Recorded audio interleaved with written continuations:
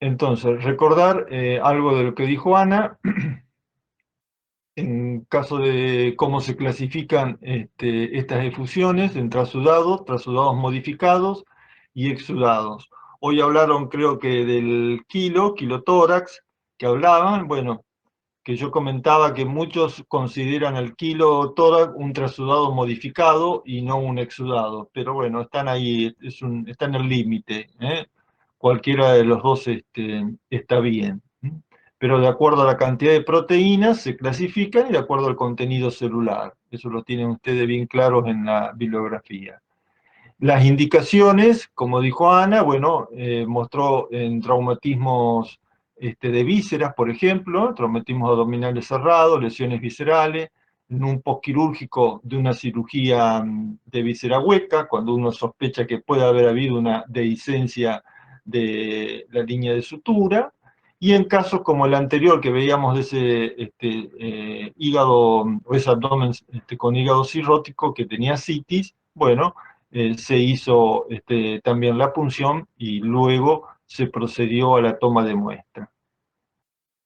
Como dijo Ana, se puede hacer paralelo a la línea media, más que nada en la línea lateral derecha, para evitar el lado izquierdo donde está el vaso, y también hay algunos que la consideran la línea media, realizar por detrás del ombligo, con un catéter endovenoso que tiene un vástago de aguja y el otro componente es de teflón, por lo tanto, al retirar, si hay que retirar muchas muestras, permite un manejo más cómodo porque no lesionaría alguna víscera. Siempre, como explicaba Ana, hay que entrar despacio para que darle al peritoneo ese momento de protección con su reflejo, entonces no nos vamos a equivocar. Luego, si lo hacen en forma de cúbito dorsal, que es más fácil para colocar la aguja, luego se gira para hacer la toma y el drenaje. Bien, pueden ser entonces como síntesis única o la de los 4 cuadrantes que ya explicó Ana, cómo se realiza. Acá tienen, por ejemplo, en esta foto de este paciente, recordar el cuidado en el cuadrante derecho por la vesícula y en el posterior izquierdo por el vaso. Bueno, lo ideal en el lavado es realizar un lavado peritoneal diagnóstico, porque él nos asegura casi un 98% de positividad.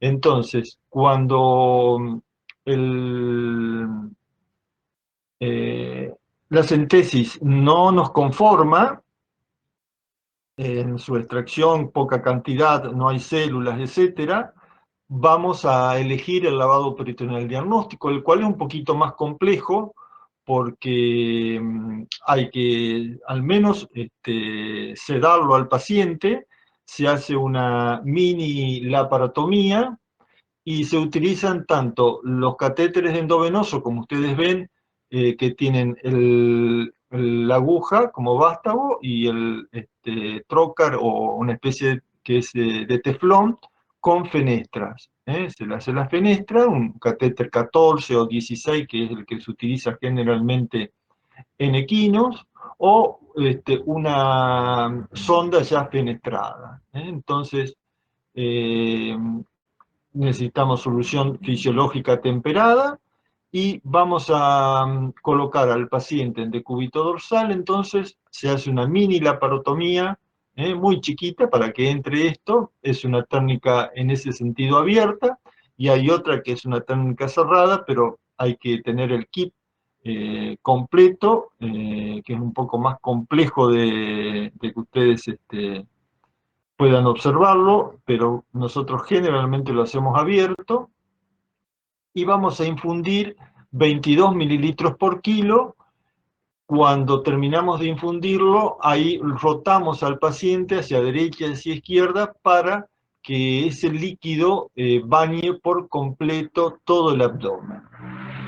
Bueno, estas son las indicaciones que generalmente nos lleva a hacer un lavado peritoneal diagnóstico para luego derivarlo a quirófano para una celiotomía o laparotomía exploratoria. En cuanto a la abdominocentesis, hay que manejar entonces, en general, con tubo ETA y con heparina también para el lavado. Y bueno, la complicación es la aspiración de sangre. Si uno hace una centesis y punza el vaso, por ejemplo, no va a ser representativo, ¿no? O una víscera. Y luego llegamos a lo que es la toracocentesis, que bien explicó Ana, y está muy claro lo que explicó. Acá era la placa también con aire, un neumotórax, y todo el material que ustedes ya vieron, de espacio donde se coloca la toracocentesis, los pacientes que muchas veces tienen que ser asistidos. Se utiliza generalmente en esos casos, como decía Ana, de emergencia, cuando vienen con mucha disnea y dificultad y estrés respiratorio, en el cual antes de sacar cualquier placa para hacer un diagnóstico, tenemos que hacer una centesis de tórax para aliviar su cuadro clínico. Sí, voy a mencionar la pericardiocentesis, que vamos a tener que definir, bueno, o separar lo que es una efusión pericárdica. Ustedes ya tienen bien las definiciones en la MUD, el taponamiento cardíaco y la contrición pericárdica. Generalmente envían para realizar una pericardiocentesis cuando hay sospechas de neoplasias y efusión pericárdica idiopática. Bueno, la indicación es entonces aliviar ese taponamiento, porque el paciente también no vienen con cuadros disneicos muy avanzados, y bueno, hay que aliviarlo en su cuadro clínico con este procedimiento. Se coloca al paciente en decúbito lateral izquierdo o en posición external. Por lo general, se coloca en posición external para darle mayor capacidad pulmonar. Se utiliza, de acuerdo a su cuadro clínico, bueno, una leve analgesia. No siempre se llega a una anestesia general o a una sedación profunda, de acuerdo al caso, ¿eh? En otros, como van a ver el video, sí tuvimos que hacer una anestesia general, pero sin intubación. Entonces se utiliza o un catéter, de acuerdo al tamaño del paciente, catéter de 14 a 18, o en caso de los gatos se puede utilizar un Butterfly 19, en el cual nos permite generalmente llegar bien a la zona pericárdica. Un tubo de extensión, que es muy importante, la válvula de 3 vías, un tubo de extensión y la jeringa. Entonces, el Butterfly se une a la válvula y luego al tubo de extensión. En cambio, el catéter tiene que unirse directamente a la válvula y al tubo de extensión. El Butterfly tiene un conector también, pero generalmente lo hacemos de la manera de evitar complicaciones, y lo agregamos a la extensión de ese Butterfly. Y una jeringa grande para no estar repitiendo tantas aspiraciones. Entonces, se introduce, esto es importante, se introduce, había yo mencionado que se colocaba al paciente en decúbito lateral izquierdo, y vamos a hacer el procedimiento en el cuarto espacio intercostal derecho. Y ahí, con guía ecográfica es lo mejor. También se puede hacer sin guía ecográfica, pero nosotros en el hospital tenemos la posibilidad y en realidad es mucho más seguro, ¿eh? Y luego hay que tener cuidado de mantener siempre la presión negativa. Acá podemos observar entonces la cantidad de líquido que tiene ese pericardio. Esta es la placa previa a una centesis pericárdica. Entonces, ahí introducimos el catéter, todo asépticamente preparado. Este es el traductor, y aquí hacemos la extracción del líquido. No va, como ven ustedes, un conector directamente al cono. Acá está el conector, la válvula, la jeringa y la aguja. Entonces, ¿qué evita? Porque si esto es una aguja como común y corriente, una aguja 25-8, este es un catéter y es de teflón y no haría tanto daño. Pero si es una aguja, ustedes con la aguja y el bisel van a estar, y si conectan la válvula de 3 vías y la jeringa, van a estar moviendo mucho la aguja de arriba para abajo, a los costados, y esa aguja está en contacto, a medida que se va retirando el líquido del saco pericárdico, va a entrar en contacto con el músculo cardíaco y lo puede llegar a lesionar. Esa es el porqué de colocar esa conexión. Bueno, vamos a ver este video, a ver si, pero con esto ya vamos finalizando. Bueno, fue un paciente, un felino de 12 años que presentaba anorexia, intolerancia al ejercicio, disnea, postura ortopneica, y ya venía de unos días. Llegó muy al límite al hospital, un paciente bastante grande, grandote el gato. Como ven, no está intubado, se hizo una anestesia muy ligera, y lo primero que se hizo es una toracocentesis, también por vía ecográfica. Primero se hizo una toracocentesis porque también tenía derrame pleural.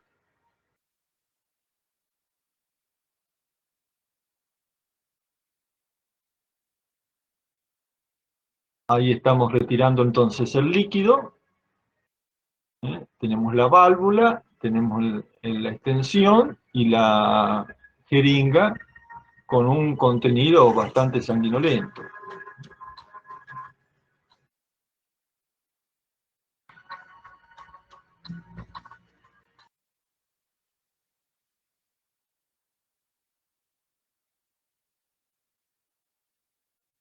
Esto se hizo, bueno, asépticamente, trabajando asépticamente, pero en el consultorio cardiológico.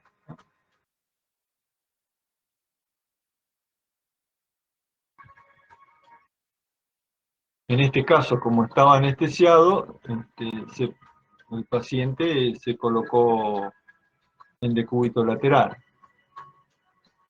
Y ahora sí, se busca el cuarto espacio intercostal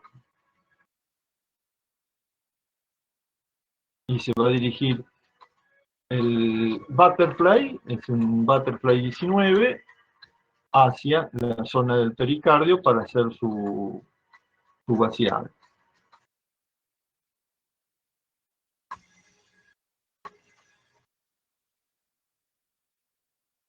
Contenido es diferente, el otro mucho más cargado.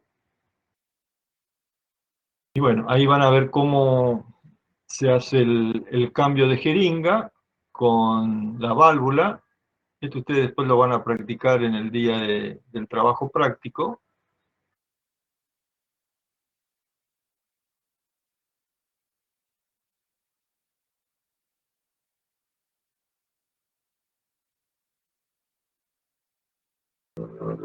Y bueno, se va retirando todo el contenido.